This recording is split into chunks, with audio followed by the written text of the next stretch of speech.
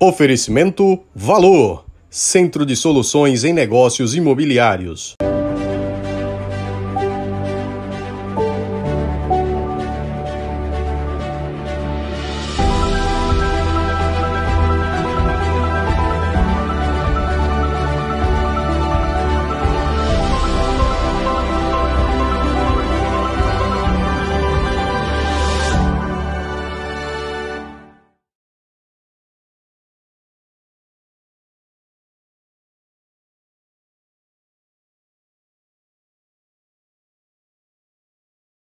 Olá, seja bem-vindo e bem-vinda a mais um Na Berlinda.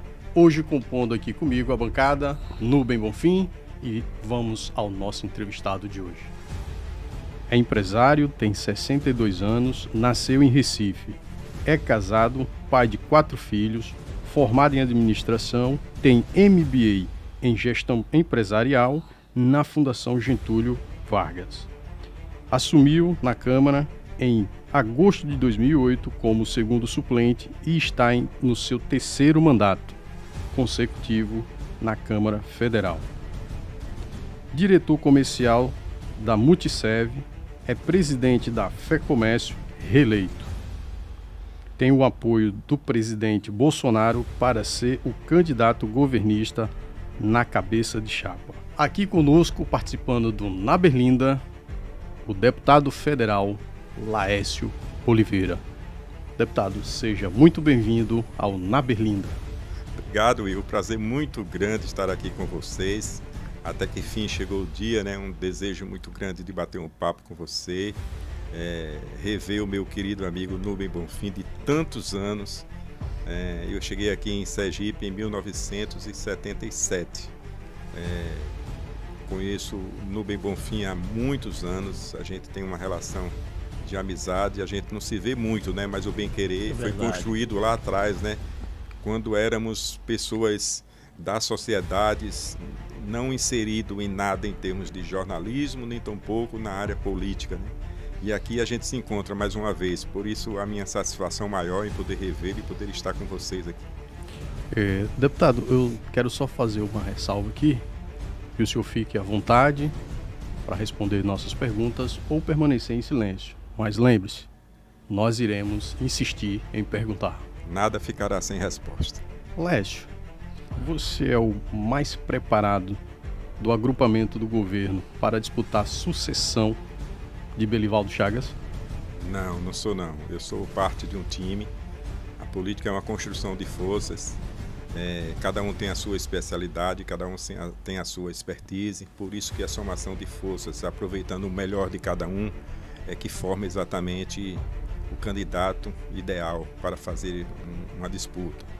É claro que eu reconheço as minhas qualidades, os meus valores, fortaleço a minha crença e renovo a minha disposição todos os dias na busca de uma indicação política dentro do meu agrupamento para exercer o honroso cargo de governador do estado e ser escolhido pelo meu agrupamento como pré-candidato para fazer esse enfrentamento. Mas é claro, tudo é uma construção.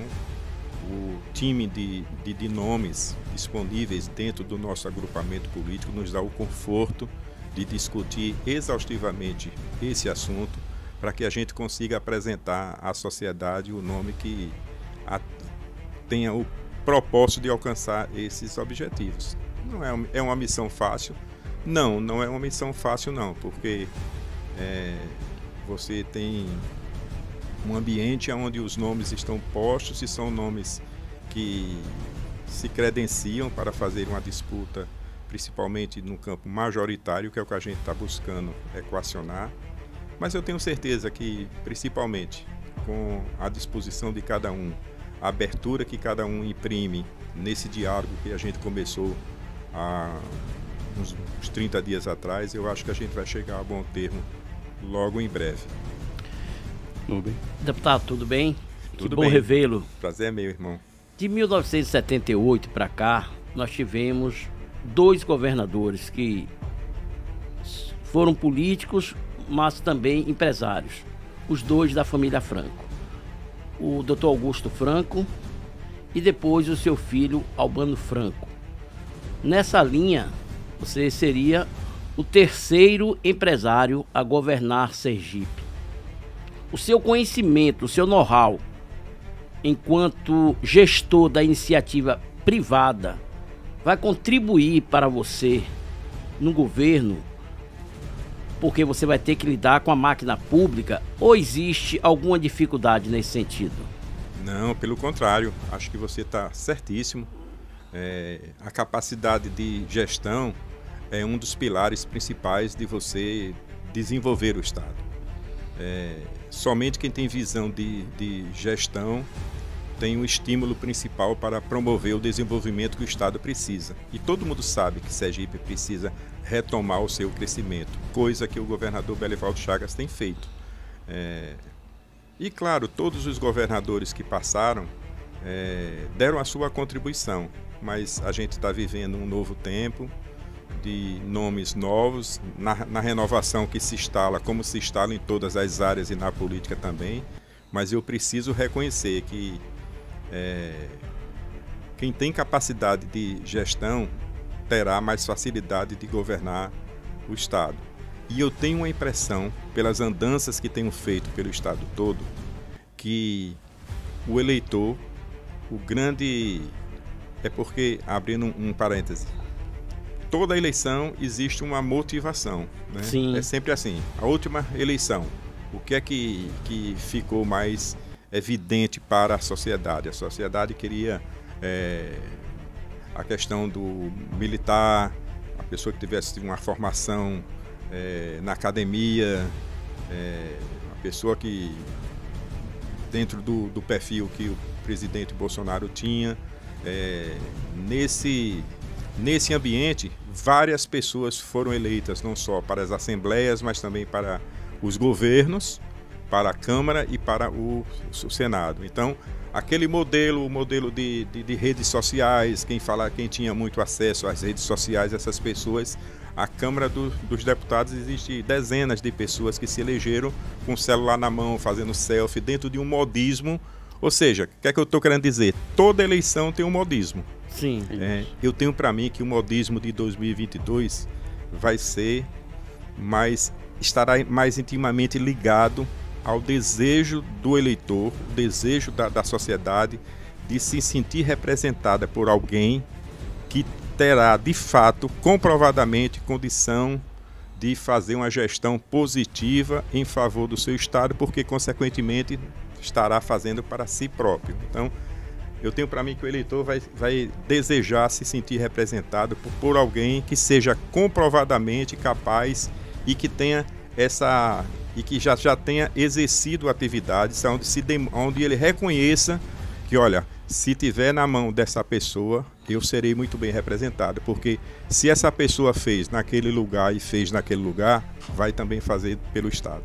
E se fizer pelo Estado, está fazendo por mim. Perfeito. Deputado, quem foi o seu mentor na política partidária? Mentor praticamente não tem. Eu entrei na política partidária através de uma necessidade que existiu dentro do meu setor. Eu sou do setor de serviços, todo mundo sabe, e eu fui presidente da Federação Nacional do meu setor. E eu vivia na condição de presidente, eu precisava demandar e cuidar dos assuntos inerentes ao meu setor de serviços. Muita mão de obra, mas não tinha uma lei que protegesse, por exemplo, os trabalhadores.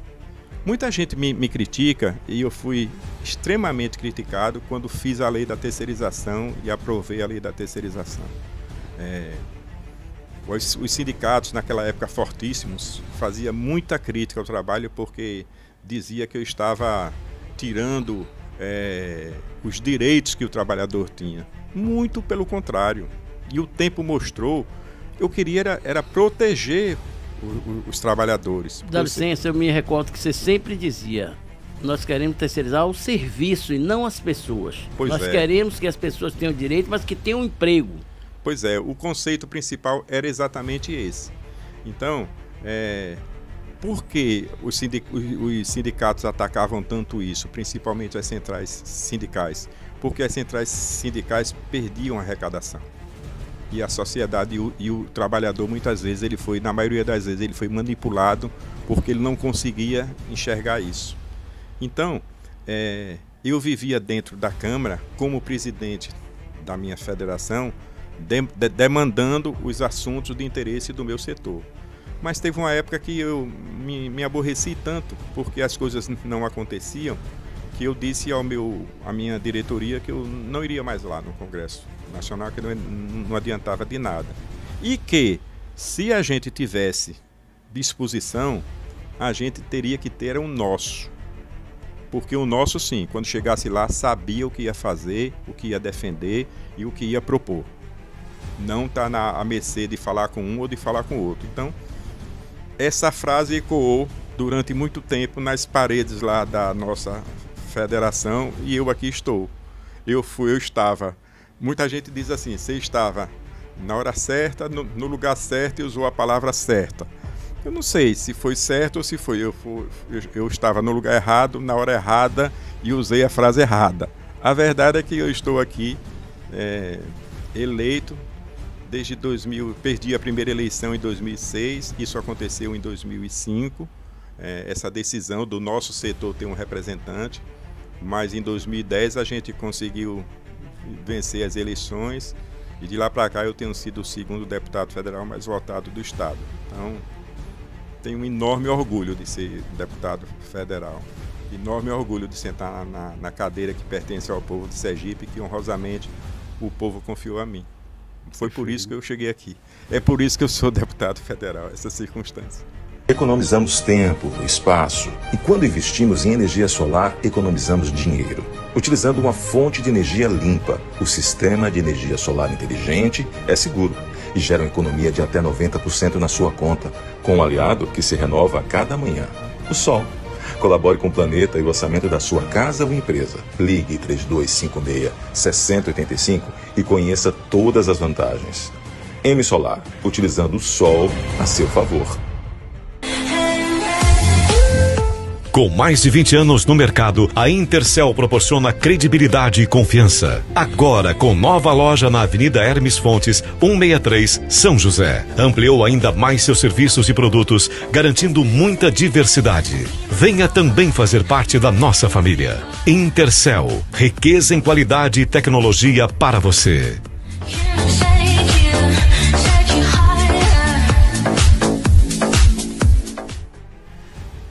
Deputado, quais os critérios que vão definir a escolha do governador para indicar o candidato a sucessor? Então, dentro dessa linha traçada pelo senhor próprio, o senhor larga na vantagem, não?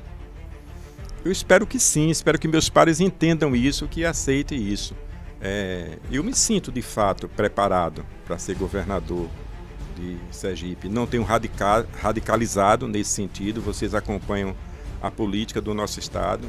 Talvez eu seja o único do meu... Talvez não, eu sou o único do meu agrupamento político que coloquei já de um tempo para cá à disposição de uma disputa majoritária. Se meu grupo entender que meu nome não é suficientemente forte para o governo, eu topo ser candidato a senador. Eu quero representar bem o meu agrupamento político. E eu quero que o meu agrupamento político vença as eleições e faça o maior número de cadeiras possíveis. Seja no Senado, aliás, no Senado é só uma, seja na Câmara ou seja na Assembleia Estadual.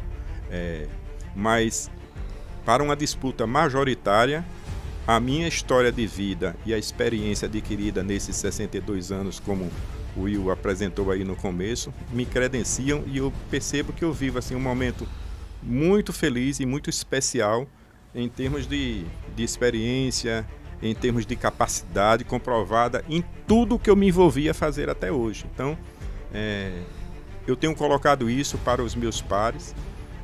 Eu não sou político profissional, isso eu não sou. Eu não passo o dia todo fazendo política, não faço isso. Eu trabalho, eu gosto de trabalhar, eu gosto de realizar. Então, a política serve para mim como instrumento de realização. Então, se os meus pares entenderem que esse é o melhor caminho, estou pronto para o desafio. Deputado, e o Senado? Caso o senhor seja indicado para disputar o governo, o senhor aceitaria ser candidato ao Senado? Sim, claro, a minha posição de majoritário é isso. Eu flexibilizo diante dos meus pares o desejo de tanto disputar o governo como pré-candidato, como disputar o Senado na vaga que cabe ao nosso agrupamento político. Os dois, qualquer uma dessas duas posições me honraria bastante. O senhor aceitaria no seu palanque o PT de João Daniel, de Rogério Carvalho, caso Lula defina com Berivaldo que o PT permanecerá no agrupamento, ou o senhor deserta esse agrupamento e se lançaria o candidato da direita? Não, veja, eu acho que não existe ambiente para isso e a gente precisa separar a disputa. Nós estamos tratando de sucessão estadual. Eu acho que o melhor, nós somos um grupo onde cada um tem uma tendência nacional. Eu tenho um alinhamento junto ao governo federal e procuro exercê-lo em benefício do meu estado. Eu não sou bolsonarista, já disse algumas vezes e volto a repetir aqui. Eu defendo aquilo que eu acredito, aquilo que eu acho certo dentro do governo Bolsonaro. Aquilo que eu não acredito, eu sou o primeiro a fazer críticas. Então, mas assim, meu partido progressista é um partido alinhado com o governo federal, com o governo do presidente Bolsonaro. Tudo que eu tenho conseguido trazer de recursos para o meu estado e de ações positivas para o meu estado vem exatamente dessa ação política que eu faço. Porque meu partido ocupa cargos importantes no governo central. A Casa Civil, por exemplo, é ocupado por um progressista, o nosso presidente Ciro. Então, mas outros colegas meus que estão dentro da base do governo têm tendências e terá também outros candidatos à presidência. Vou citar só um exemplo. Ciro Gomes é candidato pelo PDT. Edivaldo Nogueira faz parte do nosso bloco político. Então, o que a gente precisa fazer é fazer o seguinte: vamos cuidar do nosso palanque e cada um que tem a sua tendência política nacional em função de ter um candidato a presidente, faça o seu palanque lá no momento certo. Se a gente quiser entender que, olha, vamos cuidar da nossa eleição aqui, depois, presidência da República, a gente cuida no segundo turno. Eu acho que esse é o modelo o melhor de todos, para todo mundo. Então, Eliane Aquino como vice ou a mulher de Edivaldo Nogueira como vice, o senhor candidato ao governo, o senhor toparia? Veja, é uma decisão que cabe ao grupo. Grupo apoiando. Sim, não cabe a mim, eu não faço e não tenho essa prerrogativa e nem tenho essa disposição de querer decidir quem vai ser o meu vice-candidato a governador ou a vice-candidata a governador. Eu acho que quem tem que escolher quem é o vice é o grupo, porque da mesma forma que o grupo vai tentar encontrar dentro do nosso agrupamento os melhores nomes para o governo e para o Senado, eu acho que cabe a esse mesmo agrupamento a escolha do vice, porque o vice passa a ser uma peça importantíssima dentro dessa Constituição. Deputado, nós tivemos o Natal Iluminado, onde o deputado e o prefeito Edivaldo foram os protagonistas. Havia disputa naquele momento para ver quem brilhava mais aos olhos dos aracajuanos? Não havia não. Eu criei o Natal Iluminado. Foi uma ideia que nasceu da minha cabeça de um sonho de infância. Perfeito. Eu vivi tudo o que eu fiz naquelas 3 praças durante esse período e nos últimos 5 anos. Foi uma experiência que eu tive quando eu era pequeno. Sou de uma família humilde e eu sou pernambucano. E Recife tem uma característica muito grande do Natal. Durante o Natal, o Recife fica lindo, porque a cidade é cortada por 2 grandes rios, Rio Capibaribe e Rio Beberibe, e a cidade fica toda iluminada. E eu fui para uma festa que a empresa de meu pai fazia, Companhia de Eletricidade de Pernambuco, e tinha uma iluminação parecida com aquela. E eu fui muito feliz ali. Eu me emocionei muito naquele lugar, eu sonhei muito com aquilo, eu sonhava todos os anos com aquilo. E eu prometi a mim mesmo, nos sonhos de infância, de adolescente, de jovem, que se um dia Deus me desse a condição de ter dinheiro, de ter condição, eu queria fazer com outras pessoas para que as crianças que não têm condição tivessem a emoção que eu tive. E Deus me ajudou e eu consegui fazer com que isso acontecesse. E esse último ano foi um ano muito feliz porque a gente colocou o desfile chamado Um Sonho de Natal. E um sonho de Natal, pouca gente sabe, eu nunca disse isso na imprensa, estou dizendo a primeira vez aqui a vocês. Opa, é exclusivo. Um sonho de Natal porque era o meu sonho. Eu consegui realizar o meu sonho.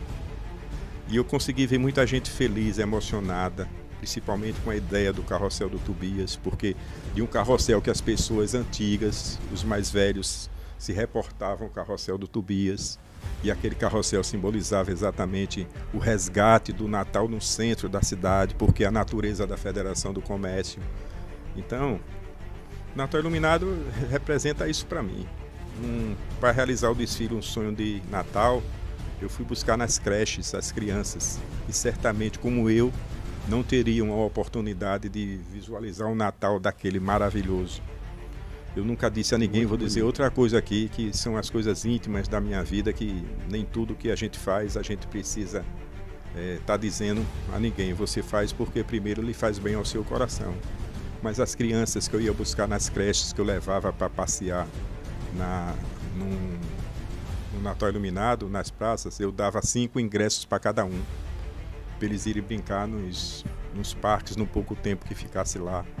Então, assim, e as crianças passaram a ser atores e atrizes naquele desfile, que foi a primeira edição que nós fizemos, que teve um sucesso tão grande. Então, política passou muito longe daquilo. O que serve como política é as pessoas enxergarem que para quem tem coração, para quem sonha, para quem quer ser feliz e quer fazer os outros felizes, você pode estar onde você estiver, inclusive na política também. Mas se tiver coragem e vontade de fazer, é possível realizar. Então, o sonho do Natal Iluminado é isso. E eu fico muito feliz que na 5ª edição o projeto foi consagrado. Hoje faz parte do calendário turístico do estado, né? Isso mesmo. O senhor pode sonhar mais alto como governador, apoiando e realizando outros natais iluminados, né? Já que o general Augusto Heleno ligou para o senhor e disse que o presidente e ele próprio querem o senhor como candidato. Como o senhor recebe essa notícia? Começou. Tava muito bom para ser verdade, né? Vamos embora. Eu já tive uma conversa com o general Heleno, realmente. Eu não conversei ainda com o presidente sobre isso. Não sei bem se a governador ou a senador. Isso a gente ainda ficamos de conversar outras vezes sobre esse assunto. E é claro, eu sou progressista, como eu falei há um pouco atrás. O meu partido faz parte não só do Ministério, mas também do Centrão, ou seja, da base de sustentação do governo. Eu vou montar o palanque de Bolsonaro aqui, se ele vier para Sergipe, juntamente com os outros partidos. Vale lembrar agora que, dentro desse desenho, o presidente Bolsonaro é filiado ao PL. Então, nós temos representantes do PL aqui na Câmara Federal, e o PL tem a obrigação de montar o partido de Bolsonaro aqui. Mas eu sou aliado, eu não posso fugir à luta. Então, como aliado, eu tenho que dar minha parcela de contribuição, porque eu tenho um trânsito muito bom lá no Palácio e também nos ministérios para demandar os interesses do meu Estado.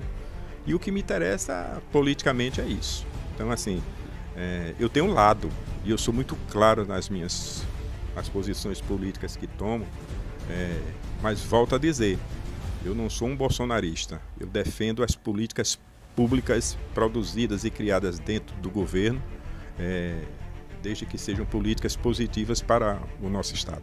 Deputado, o senhor falou que o desejo está no palanque como cabeça de chapa, governador principalmente, para defender melhor os anseios dos sergipanos dentro do próprio estado. Mas o Nubem, ele resgatou uma informação aqui que veio de uma formiguinha de Brasília, que o Valmir de Francisquinho, o ex-prefeito de Itabaiana, que é do partido do presidente Bolsonaro, também pode sair a majoritária. Caso não desse certo, no agrupamento que o senhor está, o senhor vir a governo, a Senado, e eles abraçassem o PT, poderia o senhor se unir com Valmir de Francisquinho? Veja, eu não tenho nenhuma disposição de sair do grupo político que faço parte. Eu aguardo e sei que vai acontecer a escolha dos nomes para governador, para senador. Isso a gente tem procurado ser muito verdadeiro nas nossas declarações, nas nossas afirmações. E é claro que vamos precisar de critérios para isso.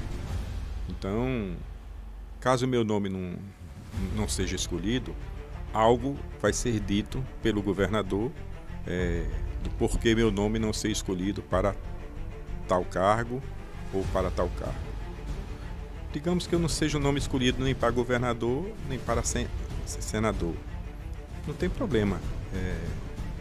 Eu preciso das explicações. Por que é que eu não vou ser? Por que é que meu nome não reúne os quesitos necessários para a escolha? Porque vai ter um momento que, fatalmente, as comparações virão. Não fui eu, foi Cicrano. Por que Cicrano e não eu? Então, terá que ter argumentos a esse respeito. Então, eu procurarei ser o mais compreensivo possível com referência a isso. A verdade é que nós nos reunimos, somos 8 nomes, e dos 8, 5 vão sobrar. Então, isso. Uns vão desistir do processo. Por exemplo, volto a dizer, o único que declarou abertamente, que disse, olha, eu quero um espaço majoritário. Laércio, você não vai ser governador, o nosso escolhido governador não é você, não tem problema nenhum. Então, de uma disputa eu já saí. Então, sou um nome a menos, mas para o Senado eu sou um nome também que está à disposição para facilitar exatamente o entendimento. Melhor seria se todos aqueles que estão ali reunidos dentro desse propósito flexibilizassem ao governador as opções, que poderia ser isso, poderia ser aquilo. Seria mais simples de construir. Com o passar do tempo, claro, tem pessoas que dizem, olha, eu não tenho mais condição, porque aconteceu isso, eu não posso mais porque aquilo, estou pensando em outro projeto diferente. Então, à medida que essas pessoas começam a abrir mão da disputa, facilita a escolha final. Então, assim, eu sou muito satisfeito do grupo que faço parte, sou muito satisfeito com a condução que o governador empreende, não só no governo, mas principalmente ao governo, e dentro da lealdade que ele impõe dentro das nossas conversas, e tenho certeza absoluta que a gente vai chegar a um bom termo. Deputado, no período eleitoral, o estado de Sergipe, o número de municípios cresce, passa de 100, né? Porque cada pré-candidato tem 25 municípios, outro tem 33, outro tem 42, e a conta não fecha, não bate, né? Só que a gente está tratando de política e não de matemática. O senhor que tem andado muito no interior, quantos prefeitos declaradamente seguem Laércio governador? Eu fui em todos os municípios, conversei com todos os prefeitos. Não fui pedir voto a nenhum deles e nem fui pedir declaração a nenhum deles também. Eu declarei a todos os prefeitos porque eu queria ser governador de Sergipe. E eu acho que todos precisariam fazer isso. Porque simplesmente não é assim, eu quero ser governador ou eu quero ser senador. Acho que o correto é dizer, olha, eu vim aqui me apresentar, dizer ao senhor como governante desse município que eu quero ser governador ou senador por isso, por isso, por isso. Conheço a vocação da sua região e sei que aqui existe uma perspectiva muito positiva para isso, para aquilo, para aquilo. Então, você precisa dar um conforto ao governante do município, ao prefeito do município, para que ele tenha opção de escolha. Que ele passe a entender assim, realmente para o meu município o melhor nome é aquilo, é aquele. Eu acho que a política a gente precisa se libertar muito de rótulos. Rótulo, quando eu falo aqui, eu estou falando os partidos. Porque eu sou do partido tal, eu tenho que votar num candidato a governador do meu partido. Eu acho que não deve ser assim. Eu acho que o prefeito tem a obrigação de colher o melhor possível para o município dele. Porque ele tem essa responsabilidade com todo mundo, porque todo o eleitorado, a população do município confiou nele quando o elegeu. Então, assim, a nenhum deles eu pedi voto, porque eu acho que esse é um segundo momento. O Progressistas tem 14 prefeitos. Eu fui também nos meus prefeitos, nos prefeitos filiados ao meu partido. E usei a mesma regra para todo mundo, sabe? Eu acho que essa é uma política diferente, mas é uma política de respeito às pessoas. Então, eu não sei quantos prefeitos votam em mim. Eu sei que cada prefeito tem um voto, então são 75 votos. Eu estou atrás de 1.200.000 votos da população toda. Esse voto é o que me interessa. Quando eu fui candidato, e eu comecei na vida pública, ninguém me conhecia não, ou pouca gente me conhecia. Eu sabia que eu precisava conversar com as pessoas. Se eu conversasse com as pessoas, eu conquistaria as pessoas. Porque existem alguns comportamentos que o eleitor observa muito. Verdade, carisma, respeito. É incrível, o eleitor sabe, conversando com um candidato, se ele está falando a verdade ou não está. Porque muitas vezes a boca está falando uma coisa, mas os olhos estão dizendo outra coisa totalmente diferente. E aí daquele político que achar que engana as pessoas, isso já passou. Você não engana com palavra de jeito nenhum, você pode tentar enganar comprando o voto do eleitor. Mas isso também é figura política em extinção. Eu acredito que a maturidade política vai demorar um pouco, mas ela vai chegar na sociedade como todo, para que a partir daí a gente passe a ter representantes muito melhores. Então, assim, todas as minhas ações, eu quero conversar com as pessoas. É por isso que você não vê o deputado Laércio Oliveira em eventos públicos, em festas, porque ali eu preciso respeitar o eleitor. Quando o eleitor está assistindo um show, e político adora ir para show, para aparecer, né?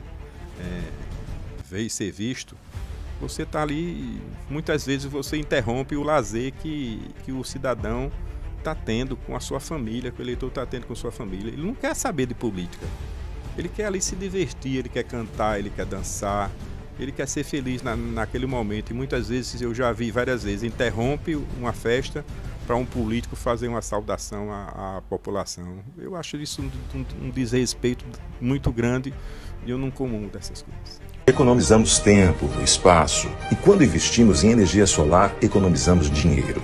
Utilizando uma fonte de energia limpa, o sistema de energia solar inteligente é seguro e gera uma economia de até 90% na sua conta, com um aliado que se renova a cada manhã: o Sol. Colabore com o planeta e o orçamento da sua casa ou empresa. Ligue 3256-6085 e conheça todas as vantagens. M Solar, utilizando o Sol a seu favor.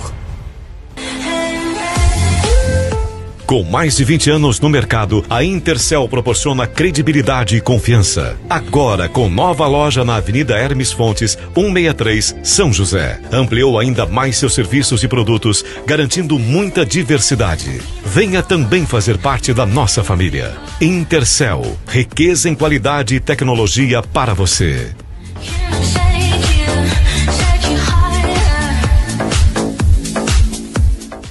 Deputado, ainda dentro dessa avaliação que o senhor fez aí sobre a cabeça do eleitor, em outro programa nosso, Regra de 3, a gente trouxe para o debate justamente isso: como pensa o eleitor. Na visão do deputado, hoje o eleitorado ele mudou, não é mais aquele emotivo, não é aquele que gosta só apenas das festas, mas é aquele que hoje ele pega o celular para analisar o político, o candidato que está ali pedindo um voto a ele. Hoje ele tem uma mente mais profunda para isso, na opinião do senhor? O voto é emoção. Nunca vai deixar de ser emoção. mas a impressão que eu tenho, e eu falei um pouco atrás sobre isso, o eleitor cada vez mais ele busca se sentir representado nos valores que ele acredita. O assistencialismo tem um limite. O eleitor começa a identificar isso. As vantagens políticas conquistadas em termos de benefícios para um conjunto, para um bairro, para um povoado, para uma rua, isso não vai ser balizador da escolha do eleitor. Eu tenho para mim que o eleitor ele vai querer muito mais, porque o político ele não tem condição de levar um benefício de uma emenda para todos os povoados do nosso estado. Nenhum tem, ninguém tem. Então, aquele povoado que o benefício chegou, olha o candidato de um jeito, mas o outro povoado que o benefício não chegou, o eleitor precisa vê-lo do mesmo jeito, porque ele precisa olhar para o candidato e entender que as ações que esse candidato fará serão ações que beneficiarão a todos nós, independente de onde chega o benefício naquele momento. Então, aqueles redutos eleitorais estão sumindo exatamente por isso, porque o eleitor é como se ele tivesse chegando à maioridade dele, sabe? Ele tem agora clareza, e as redes sociais trazem uma contribuição muito grande para isso, porque a rede social informa. Esse programa que a gente está fazendo aqui agora, o eleitor vai poder assistir quantas vezes ele quiser, para ele tirar as conclusões dele. Então, numa fala minha com ele, numa pré-eleição que eu faça, numa caminhada que eu faça, numa carreata que eu faça, eu vou emocionar as pessoas, mas ele precisa entender que a emoção dele tá recheada de razão, porque ele sabe, olha, aquele candidato ali é um cara que tem um perfil assim, ele é assim, você não viu o nome dele envolvido em nenhuma falcatrua, você não ouve nenhum nome dele citado como pessoa que fez coisas erradas, você é aquele candidato ali, ele tem um empregado que trabalha na empresa dele, aliás, que é meu parente, e o meu parente só fala bem dele porque ele respeita os direitos e tal. Eu acho que esse perfil o eleitor vai saber formar para as próximas eleições. Perfeito. Nubem? Deputado, durante a pandemia de 2020, no cumprimento do protocolo sanitário, o senhor chegou a conversar com o governador Berivaldo Chagas. O senhor estava preocupado com o fechamento do comércio e foi dito, inclusive, que houve algum estranhamento entre o senhor e o governador. Isso aconteceu? Aconteceu, sim. Aconteceu e lamento muito que tenha acontecido. Foi uma carta escrita pelas entidades que representam o comércio, os serviços e o turismo no nosso estado. O meu voto foi que essa carta não fosse encaminhada para o governo, porque melhor do que carta é você falar olho no olho, que você coloca a sua verdade, mas eu faço parte de um colegiado e fui voto vencido. Então quem é voto vencido acompanha a maioria, e foi o que eu fiz, acompanhei a maioria e assinei a carta também, na condição de presidente da FEComércio. Mas éramos 19 entidades que assinavam a carta. A carta vazou nas redes sociais antes da entrega formal ao governador.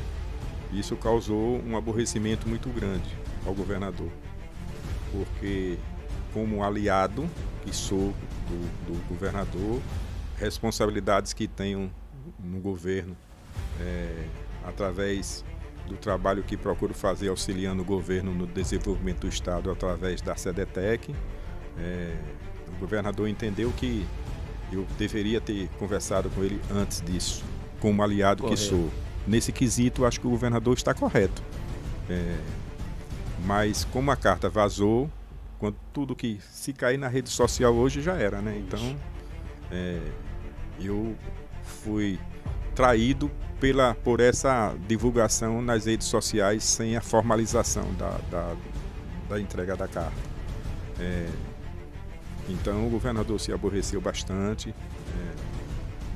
fez até uma entrevista numa rádio. Então E ele só enxergava na carta, apesar de ser assinado por 19 entidades, ele só enxergava a minha pessoa. E por que ele fazia isso? Porque eu era a pessoa mais próxima dele. Sim. Então, assim, eu entendi esse posicionamento dele e achei que naquele momento a melhor coisa era o meu silêncio.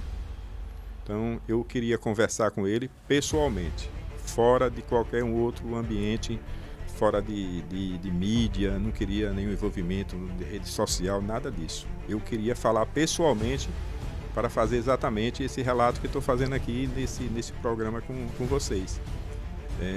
Então, depois nós conversamos, uns 30 dias depois, o governador compreendeu a minha posição.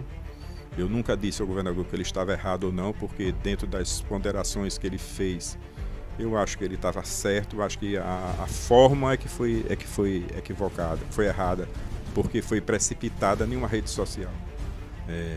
Mas, enfim, eu gosto assim, e o meu perfil é exatamente esse. Esteja certo ou errado, eu vou buscar o interlocutor que eu causei um bem ou causei um mal para fazer as minhas explicações. E o governador me permitiu fazer essa conversa com ele, a gente esclareceu tudo e passou.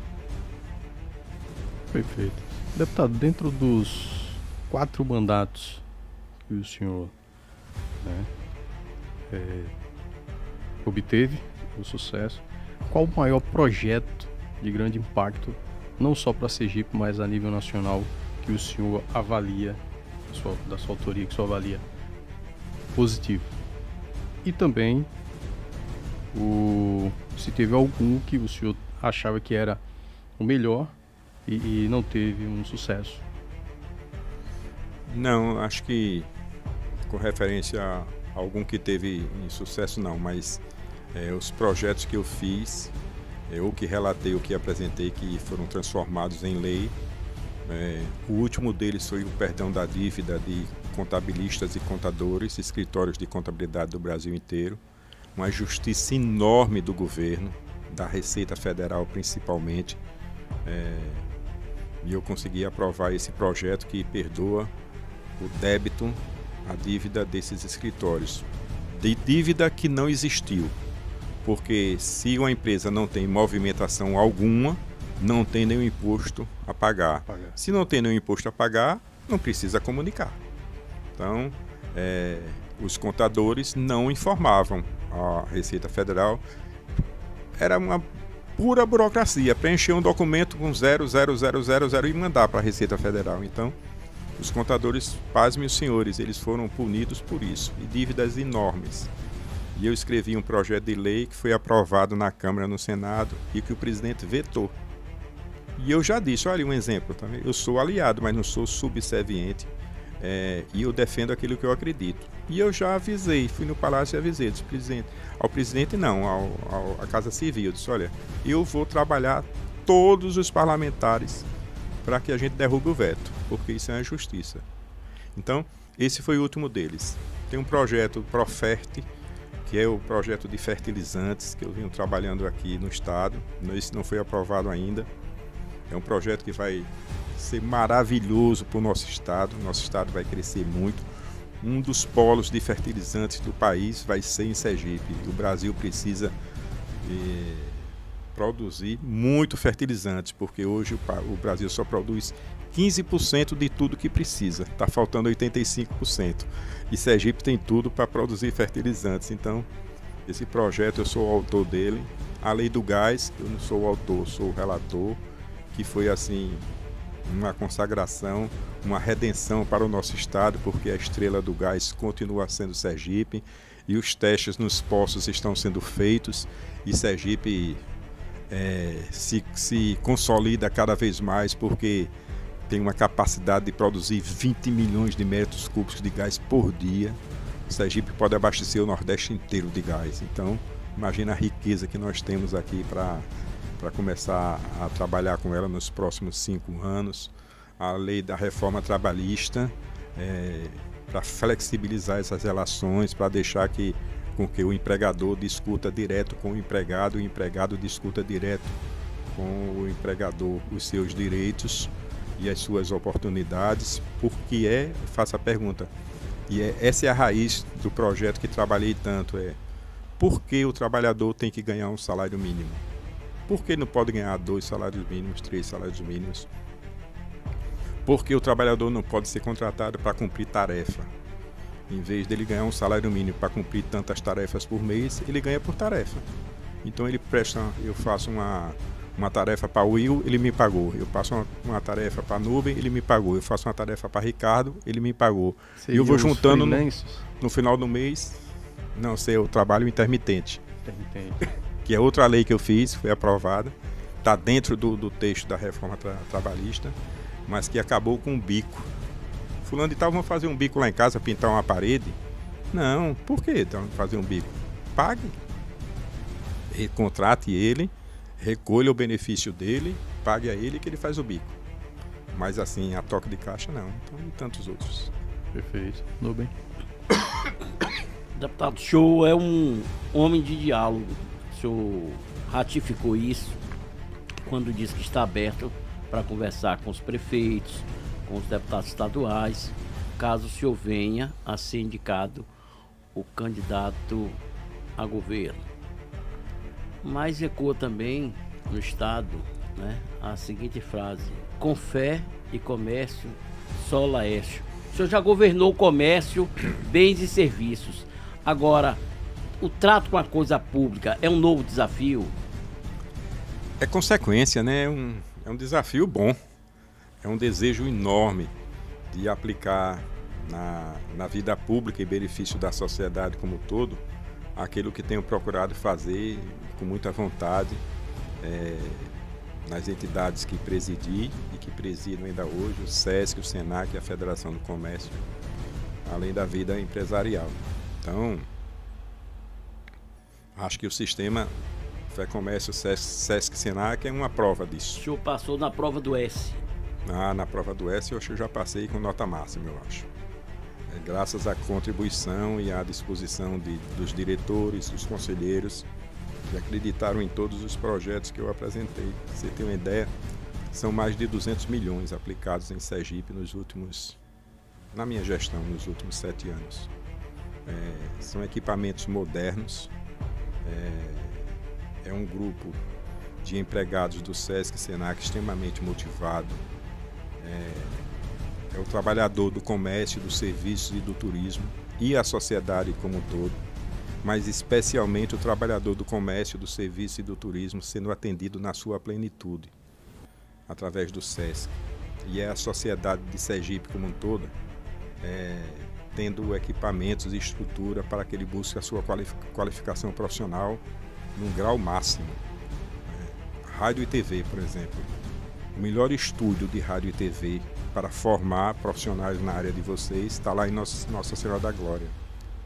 Um projeto maravilhoso que nós inauguramos na escola do SESC de lá. Então é um hotel, talvez o mais bonito da orla, com 60 apartamentos todos de frente para o mar, onde só comerciário e familiares se hospedam. Então, vocês que aqui estão, que trabalham com comunicação, vocês têm o direito de se hospedar lá.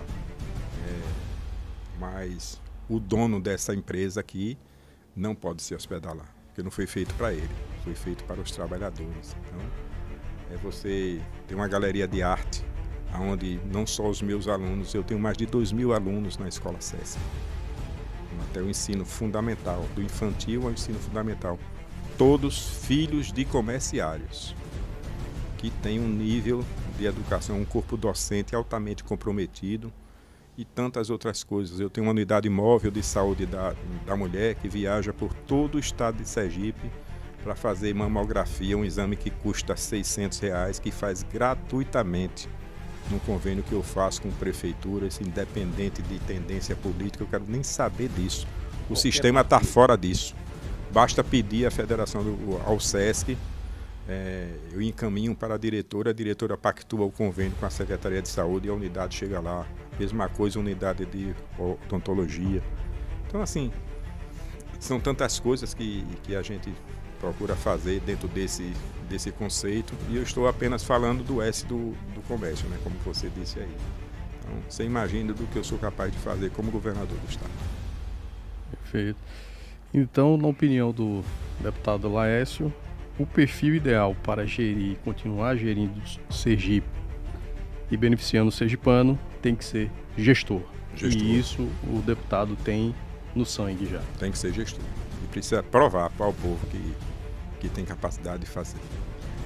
Laércio, o que é que você não gosta da política? O que é que você não gosta de um político? Enganar o povo.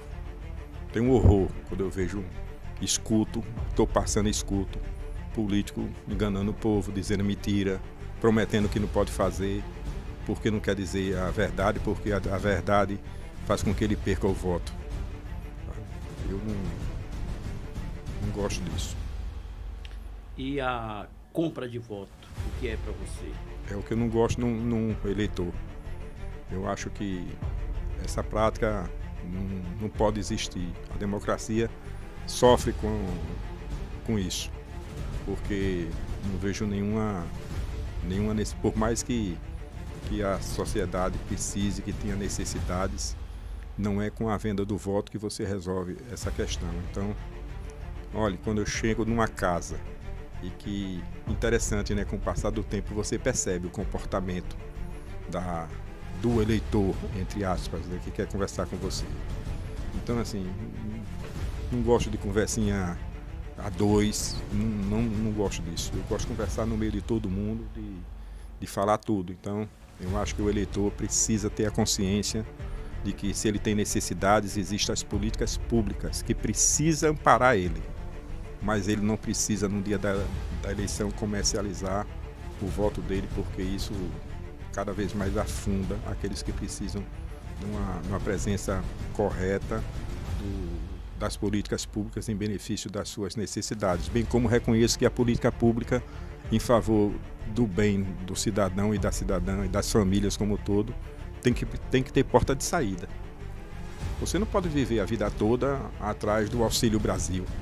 Ele vai servir para você, é R$400 que você recebe.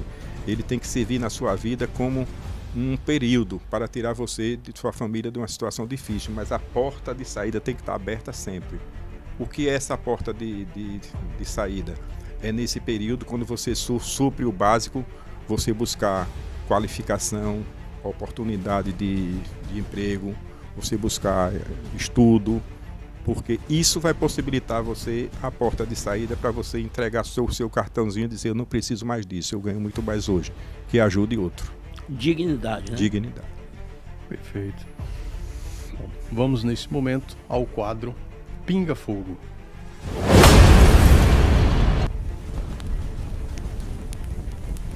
Alexandre de Moraes. Ministro do Supremo Tribunal Federal. Lula. Ex-presidente do Brasil. André Mendonça. Ministro do Supremo Tribunal Federal, o último eleito. João Daniel.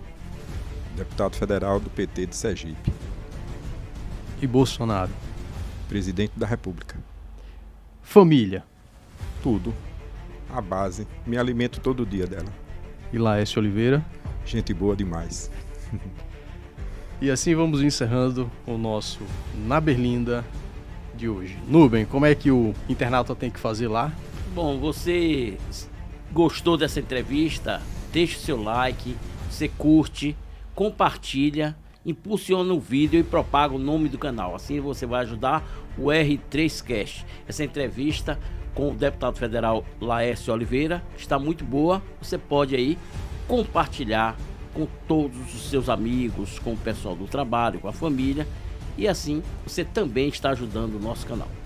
Deputado, mais uma vez agradecemos a vossa disponibilidade e presença no nosso programa Na Berlinda, e fica o convite para as próximas entrevistas. Obrigado, Will, obrigado, Nubem, obrigado, Ricardo, aí, pela gentileza de me receber aqui. Desejo alcançado de ter vindo aqui bater esse papo com vocês, me sinto privilegiado, e a gente se encontra a qualquer momento, estou sempre à disposição. Muitíssimo obrigado. Ok, até a próxima.